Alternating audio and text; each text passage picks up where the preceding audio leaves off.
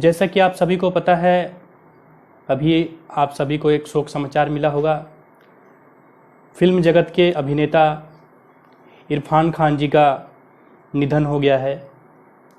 उन्होंने अपनी ज़िंदगी से एक चीज़ साबित कर दिया कि ज़िंदगी लंबी नहीं, बड़ी होनी चाहिए। वो केवल 53 वर्ष की अवस्था में ही चल बसे हैं। उनकी अदाकारी का कोई जवाब नहीं था। अब उनके गुजर जाने के बाद उनकी अद्भुत अदाकारी को हम सब कोई मिस करेंगे। धैर्य क्लासेस की ओर से उनके इस निधन पर अश्रुपूर्ण श्रद्धांजलि अर्पित करते हैं। इन्हीं शब्दों के साथ आज के क्लास की शुरुआत करते हैं।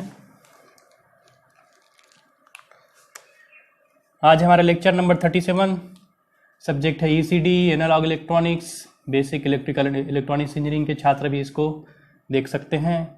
आज की जो तारीख है वो है 29 अप्रैल 2020। तो आज हम देखने जा रहे हैं ट्रांजिस्टर का डेटा शीट देखेंगे हम। तो ट्रांजिस्टर का डेटा शीट, तो सबसे पहले देख लेते हैं डेटा शीट क्या होता है। डायोड के डेटा शीट में हम लोग देखे थे डेटा शीट क्या होता है करके, फिर से उसको रिवाइज कर लेते हैं 2 लाइनों में। द स्पेसिफिकेशन और data sheet is the communication link between the manufacturer and user. जो भी स्पेसिफिकेशन या डेटा शीट, जो भी डेटा शीट होता है उसको हम लोग स्पेसिफिकेशन या फिर डेटा शीट बोलते हैं। वो कम्युनिकेशन जो है वो संबंध स्थापित करता है किसके किसके बीच में, मैन्युफैक्चरर जो बनाया है उसके बीच में और यूजर जो इस्तेमाल कर रहा है उसके बीच में। So it is particularly important that the information provided be recognized and correctly understood। जो भी डेटा शीट या स्पेसिफिकेशन में इंफॉर्मेशन दिया गया है उसको हम लोगों को भली भांति उसकी जानकारी होनी चाहिए और सही जानकारी होनी चाहिए। उसको हम लोग रिकॉग्नाइज कर पाएँ और करेक्टली उसको हम लोग समझ पाएँ। ये ज़रूरी है कि कोई अगर क्वांटिटी दिया है, करंट का क्वांटिटी दिखा है, IC क्या है तो IC कितना है, क्या है, तो उसको करेक्टली हम लोग को समझ में आना चाहिए कि हाँ ये कलेक्टर करंट है या मीटर करंट है कि बेस करंट है। ऐसा नहीं कि कलेक्टर करंट को हम समझ लिए बेस करंट है। तो हम लोग को अच्छी तरीके से भली भांति उसको समझने आना चाहिए। इस डेटा शीट को समझाने के लिए हमने एक जनरल पर्पस ट्रांजिस्टर लिया है NPN टाइप का, और वो प्रिपेयर्ड किया गया है मोटोरोला के द्वारा। That is prepared by Motorola INC dot. Model number है हमारा 2N4123। मॉडल नंबर की बात करूं तो 2N4123 हम लोगों ने लिया है समझाने के लिए इसको। इसके डेटा शीट को ब्रोकन किया गया है, तोड़ा गया है 3 भागों में। सबसे पहले वो दिखाएगा मैक्सिमम रेटिंग्स को, दूसरा जो है वो थर्मल कैरेक्टरिस्टिक को दिखा रहा है, और तीसरा जो है इलेक्ट्रिकल कैरेक्टरिस्टिक को दिखा रहा है। इलेक्ट्रिकल कैरेक्टरिस्टिक को फर्दर 3 भागों में बांटा गया है, ऑन है, ऑफ है और स्मॉल सिग्नल मॉडल है। ऑन और ऑफ का पर्टिकुलर प्रयोग DC के लिए किया जाता है और जो स्मॉल सिग्नल का प्रयोग है AC को रिप्रेजेंट करने के लिए किया गया है। तो नॉर्मली इसके डेटा शीट को 3 भागों में बांटा गया है। Maximum rating, thermal characteristic, temperature से संबंधित। मैक्सिमम रेटिंग मतलब अधिकतम मान के जो भी रेटिंग्स है उसका, और इलेक्ट्रिकल कैरेक्टरिस्टिक्स है ऑन, ऑफ और स्मॉल सिग्नल के मॉडल को बताया गया है। तो देखते हैं 1 by 1 जो भी इसके इंपॉर्टेंट कैरेक्टरिस्टिक है, इंपॉर्टेंट पैरामीटर है, उसका हम लोग अध्ययन करेंगे 1 by 1। सो लेट्स सी। तो कुछ इंपॉर्टेंट फैक्टर हम लोग देख सकते हैं, पैरामीटर देख लेते हैं 1 by 1।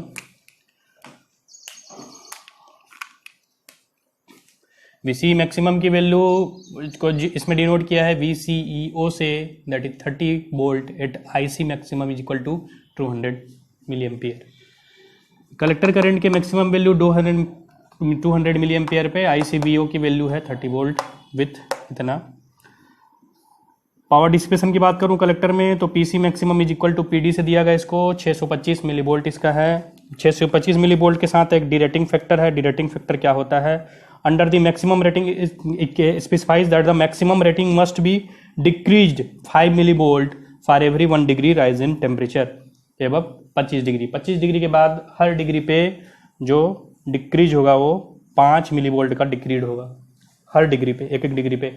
26 डिग्री पे उसमें जो भी उसकी वाटेज रेटिंग रहेगी उसमें 5 डिग्री का डिक्रीज होगा या कम होगा। फॉर एग्जांपल 625 है तो 25 डिग्री पे हो जाएगा ये 620, तो 5 मिली वाट का इसमें डिक्रीजिंग होगा। ICVO की वैल्यू इसने स्पेसिफाई की है 15 nA ऑफ वाले कैरेक्टरिस्टिक में। VC सेचुरेशन ऑफ वाले कैरेक्टरिस्टिक में ये ऑन वाला था, ऑफ वाले कैरेक्टरिस्टिक में 0.3 वोल्ट। बीटा की वैल्यू है, HFE की वैल्यू दिया है इसने, बीटा का वैल्यू स्पेसिफाई किया है 50 से लेकर के 150 तक। तो 50 से लेकर 150 तक कौन कौन से वैल्यू पे, IC equal to 2 milli ampere पे, VC इक्वल टू 1 वोल्ट पे। इसी से हम लोग ICEO की वैल्यू निकाल सकते हैं। ICEO की वैल्यू आपको पता है बीटा प्लस 1 इंटू ICBO होता है। अगर मैं उसको अप्रोक्सीमेटली बीटा प्लस 1 को केवल बीटा लूँ तो बीटा इंटू ICBO, तो बीटा का जो मैक्सिमम वैल्यू है 150 देख ही रहे हैं, 150 maximum value 150 nano ampere, sorry 150, और आपका ICBO की वैल्यू है 50 नैनो एम्पियर, 50 नैनो एम्पियर। दोनों को मल्टीप्लाई करूँगा तो answer is coming 7.5 micro ampere. ये कुछ इंपॉर्टेंट पैरामीटर्स हैं डेटा शीट के। इस इंपॉर्टेंट पैरामीटर्स को आप लोग नोट डाउन कर सकते हैं, आपको मेमोराइज करना पड़ेगा चीज़ें, और कुछ कैरेक्टरिस्टिक वगैरह भी देख पाएंगे आप जब इससे डाटा शीट को जो है आप डाउनलोड करेंगे। तो beta characteristic, temperature characteristic, temperature के अलग अलग रेजिस्टेंसेस हैं, जंक्शन कैपेसिटेंस, आपका जंक्शन रेजिस्टेंस, थर्मल रेजिस्टेंस, वो बहुत सारी चीज़ें आपको टेम्परेचर वाले सेक्शन में मिल जाएंगी। सो जो मतलब जिन चीज़ों से हम लोग फेमिलियर हैं, जिन चीज़ों को हम लोगों ने थ्योरी में पढ़ा है एज ए यूज़र या as a means theory very, जो भी चीज़ें हम लोग फेमिलियर हैं, वो फेमिलियर चीज़ें आप लोग के सामने मैंने शेयर किया है। आप जा सकते हैं, इस डेटा सेट को डाउनलोड कर सकते हैं, और डाउनलोड करके और बहुत सारे महत्वपूर्ण चीज़ें और कैरेक्टरिस्टिक भी आप नोट डाउन कर सकते हैं। ये मैंने कंप्रेस्ड वे में बताया है। अब हम लोग देखते हैं बायस स्टेबलाइजेशन की जरूरत क्यों पड़ती है, need for bias stabilisation. So let's see the topic, need for bias stabilisation. Bias stabilisation की जरूरत क्यों पड़ती है? So only the fixing of a suitable operating point is not sufficient. केवल एक सुटेबल ऑपरेटिंग पॉइंट फिक्स करना ही sufficient नहीं होता है। यहाँ ऑपरेटिंग पॉइंट फिक्स कर दिए, दैट इज नॉट सफिशिएंट। अगर यहाँ ऑपरेटिंग पॉइंट फिक्स कर दी, यहाँ कर दी, जैसे फॉर एग्जांपल ये BC का मैं एग्जांपल लिया था लास्ट क्लास में, तो कहीं भी शिफ्ट करना is not sufficient. It must be ensure that it remain where it was fixed. जहाँ ये फिक्स हुआ है वो वहीं रहना चाहिए, जहाँ ये फिक्स हुआ है वहीं रहना चाहिए। फॉर एग्जांपल C में फिक्स हुआ है, C पॉइंट पे, तो ये जो है यहीं रहना चाहिए, इधर या इधर मूव नहीं करना चाहिए। Operating point should be fixed. It is unfortunate, ये दुर्भाग्य है। क्या दुर्भाग्य है? That in the transistor circuit the operating point shift with the use of the circuit. Circuit के उपयोग के साथ साथ ये ट्रांजिस्टर का क्या है, ऑपरेटिंग पॉइंट क्या बोल रहा है, वो शिफ्ट हो जाता है, इधर उधर शिफ्ट हो सकता है। Such a shift of operating point में drive the transistor into an undesirable region. Undesirable region मतलब अलग अलग रीजन मैंने देखा था। यहाँ पर सेचुरेशन रीजन के पास में देखा था, यहाँ पे मैंने देखा था कट ऑफ रीजन के पास देखा था। वो सब के हम लोगों ने फैक्टर देखे थे कि सेचुरेशन रीजन के पास में वो ऑपरेटिंग पॉइंट, तो क्या दिक्कत आता है।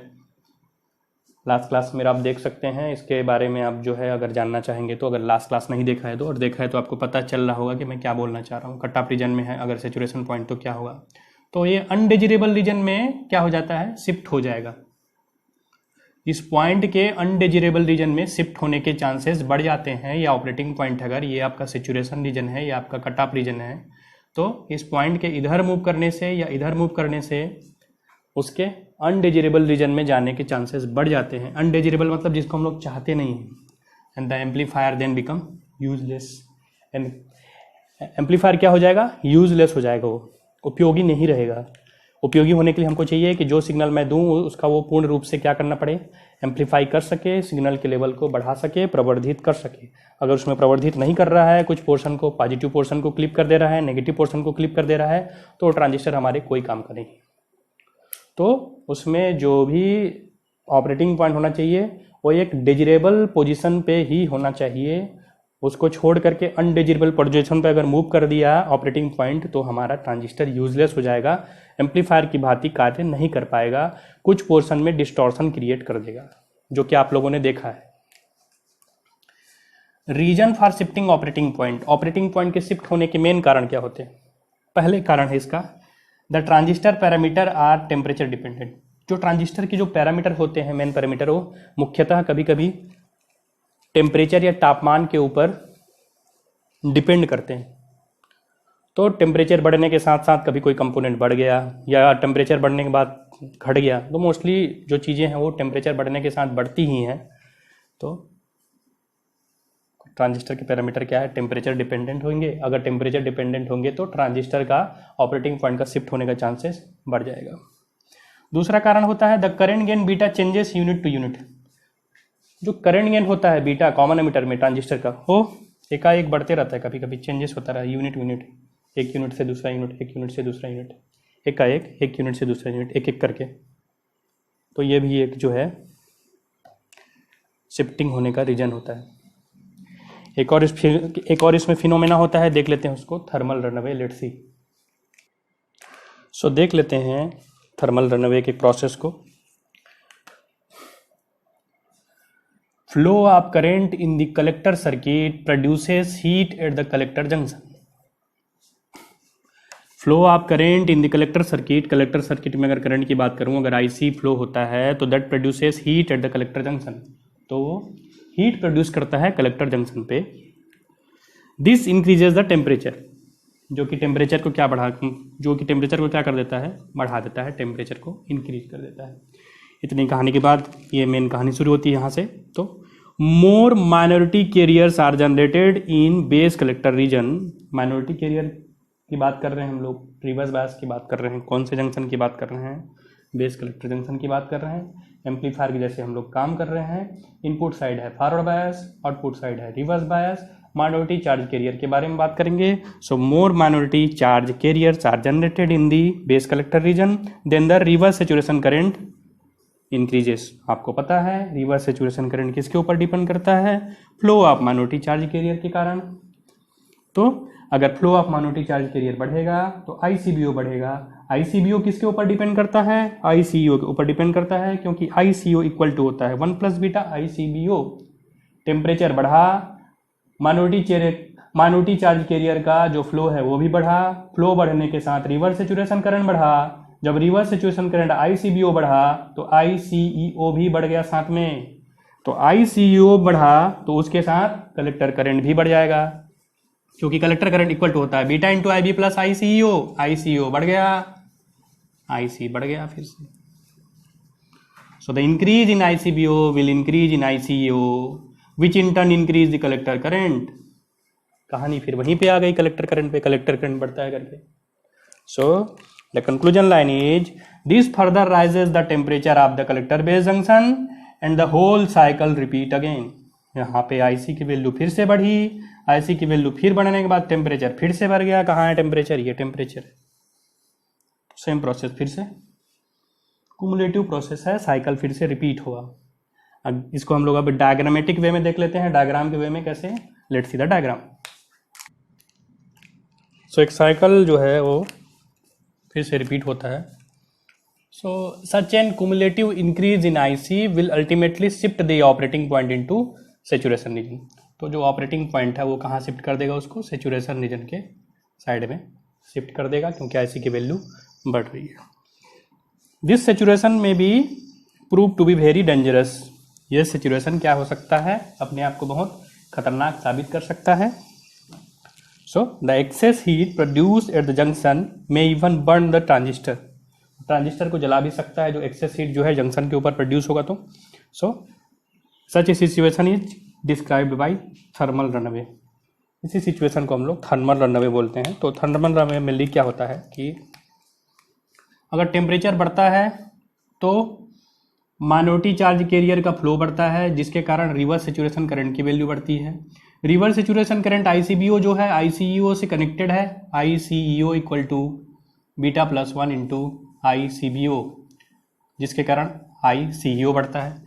आईसीईओ फिर से कनेक्टेड है आईसी से, IC equal to beta into I B plus ICEO, then IC बढ़ता है।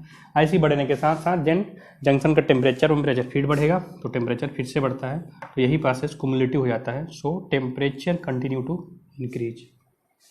एक बार टेम्परेचर बढ़ने के बाद इस टाइप का प्रोसेस होता है। So increase in ICBO with temperature lead to thermal runaway. So this process is called thermal runaway.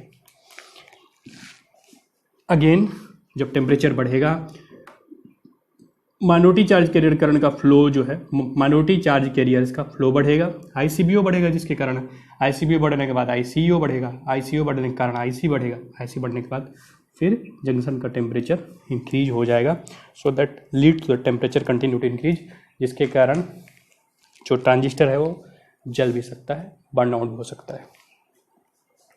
सो ये रहा आपका नीड फॉर बायस स्टेबलाइजेशन और थर्मल रनवे। ट्रांजिस्टर के डेटा सेट के बारे में भी हम लोगों ने पढ़ा। आप चाहे तो खुद से भी ट्रांजिस्टर के किसी भी मैन्युफैक्चरर मॉडल नंबर को डाउनलोड कर सकते हैं और उससे आप जो भी डेटा है वो निकाल सकते हैं। आपके कमेंट बॉक्स से कमेंट में क्वेश्चन है कि ऑपरेटिंग पॉइंट को हम लोग हमेशा एक्टिव रीजन के मिडिल में क्यों लेते हैं?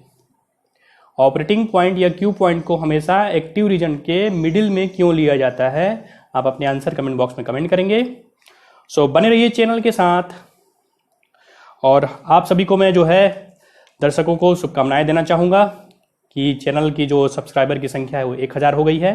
तो ऐसे ही आप जो है चैनल के साथ बने रहिए, खुद पढ़िए, दूसरों को भी लाइक कीजिए, शेयर कीजिए, सब्सक्राइब कीजिए चैनल को, और फिर तब तक के लिए स्वस्थ रहिए, सुरक्षित रहिए। धन्यवाद सभी का।